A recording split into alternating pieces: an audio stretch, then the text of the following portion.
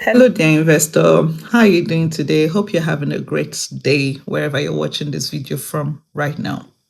So today, without taking much of your time, we're going to be getting right into business. So in my earlier videos, we have started talking about the three innovation types as identified by Dr. Clayton Christensen in his book, The Prosperity Paradox. We had talked extensively about the sustaining innovation type and how you can apply it as an investment strategy. We had also talked about the efficiency innovation type as well, what it means and how this applies to you as an investor and how it can be applied as an investment strategy as well. Today, we're going to be talking about the third and the last of the innovation type, and on the list is the market creating innovation type. Now, I hope you have a cup of tea, coffee, or juice, or whatever suits you, and draw closer. So, what is the market creating innovation type? In simple terms, just as the name implies, is a kind of innovation that speaks directly to creating new markets for new customers. In simple terms, for an organization, what this simply means is that this organization is creating a product, a solution that is accessible to a new range of customers. In many cases, this is what you call the average citizen in a country. New range of customers who need this product or service but are unable to access it because it's either too expensive or it is gated for the elite.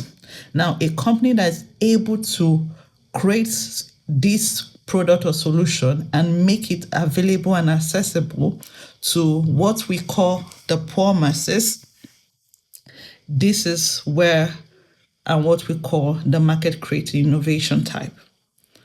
Now, you may ask, why do I want to consider this as an investor?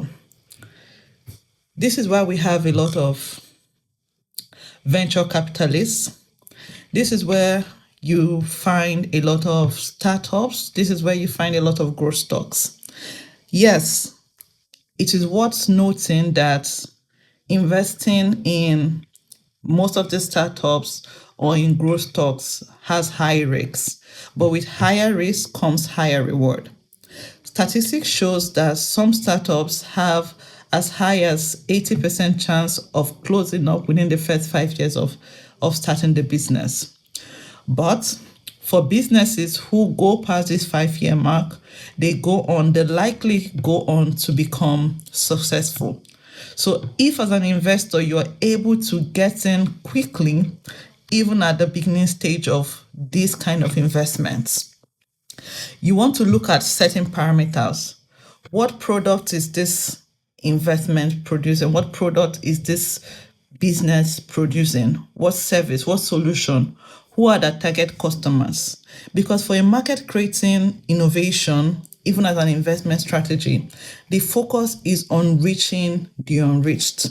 Take, for instance, digital banking.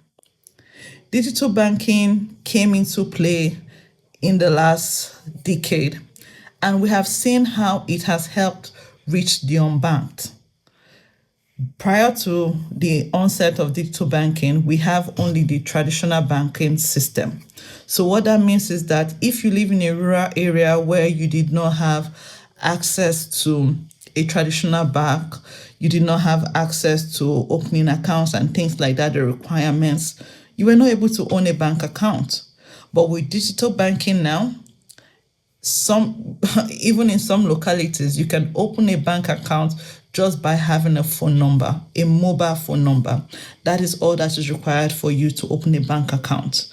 Such a product now has reached a broader range of customers. This has proven to drive more profit within the financial services sector. So you want to think, imagine the investors that invested in these products earlier at the beginning stage. You want to know what their return on investments are right now? You can't even fathom it. We can but mention a few. We have some fintechs. that have gone on to become unicorns now. So you can see that when we talk about market creating innovation, although the risks are high, the rewards match the risk as well. It is in this kind of investment strategy that certain level of wealth is being built. But you need to ensure that you have put in the right foundation before you can make investment decisions and invest in ventures that are focused on market creating innovation. So you need to have your foundation solid. You need to have your portfolio with those kind of sustaining, what we call the boring investments before you can go ahead and invest in these kinds of market creating innovations.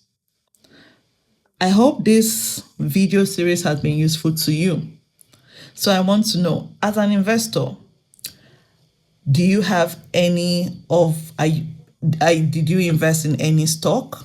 Any of these growth stocks, any startups? Are you a venture capitalist? Are you an angel investor? I also want you to think about this. Why do you think venture capitalists, angel investors invest in up to 5, 10, even more startups? That's because they understand that it is a game of numbers. And sometimes out of 10 investments, maybe only 4 end up doing, crazy numbers.